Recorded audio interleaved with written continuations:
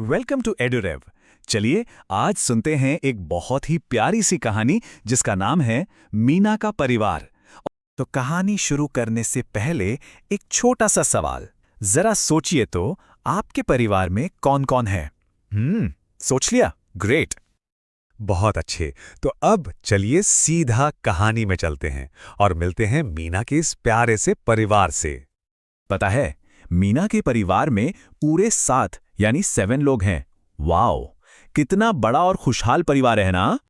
तो चलिए एक एक करके मिलते हैं सबसे। हैं दादाजी, दादी जी, माता जी, पिताजी, चाचा जी, फिर आती है मीना और हाँ, उसका छोटा सा भाई दिवाकर। और ये देखिए, ये है परिवार का सबसे छोटा और सबसे शरारती सदस्य, मीना का छोटा भाई दिवाकर। वो सिर्फ 3 साल का है और बहुत ही नटखट है।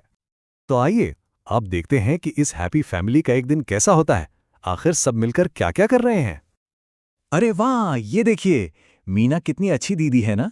वो अपने छोटे भाई दिवाकर को गिनती यानी कि काउंटिंग सिखा रही है और दिवाकर भी बड़े मजे से सीख रहा है। और अब देखो कौन आया, ये हैं चाचा जी। वो दिवाकर को अपनी गोद में उठाकर उसके साथ खेल रहे हैं। सच में परिवार में सबके साथ खेलने का मजा ही कुछ और होता है। चलो अब घर के बरामदे की तरफ चलते हैं। यहाँ मीना की माँ और दादी जी दोनों मिलकर सबके लिए फल काट रही हैं। और बाहर क्या हो रहा है? ओह, मीना के पापा और दादाजी मिलकर गमलों में पानी दे रहे हैं। देखा कैसे सब लोग मिलजुल कर काम कर रहे हैं। तो इस प्यारी सी कहानी से हमें क्या सीख मिलती है? इसका लेसन क्या है? चलिए जानते हैं। सबसे जरूरी बात यह है कि एक परिवार में सब एक दूसरे से बहुत प्यार करते हैं। जब सब साथ मिलकर काम करते हैं और वक्त बिताते हैं तो सभी खुश रहते हैं। प्यार और एकता ही एक हैप्पी फैमिली का सीक्रेट है। चलिए अब थोड़ा आगे बढ़ते हैं और देखते हैं कि इस कहानी से हमने कौन कौन से नए शब्द सीखे। रेडी? पहला शब्द है नटखट। इसका मतलब होता है शरारती। इंग्लिश में जिसे कहते हैं नॉटी या प्लेफुल, बिल्कुल मीना के छोटे भाई दिवाकर जैसा। दूसरा शब्द है बरामदा। ये घर के बाहर का वो हिस्सा होता है जहां लोग आराम से बैठ सकते हैं। इंग्लिश में इसे वरांडा कहते हैं। याद है ना, जहां माँ और दादी जी फल काट रही थी। और तीसरा शब्द है गमला। ये वो बर्तन या पॉट होता है जिसमें हम फूल या पौधे लगाते हैं। इंग्लिश में इसे हम फ्लावर पॉट कहते हैं। पापा और दादाजी इन्हीं गमलों में पानी दे रहे थे। बहुत बढ़िया।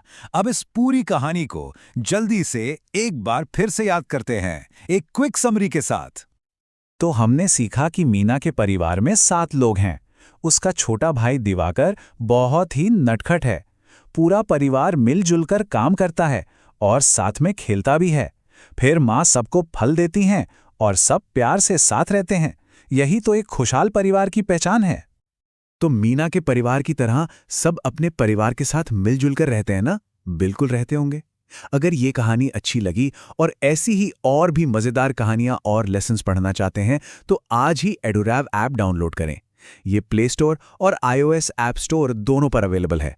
मिलते हैं अगली बार।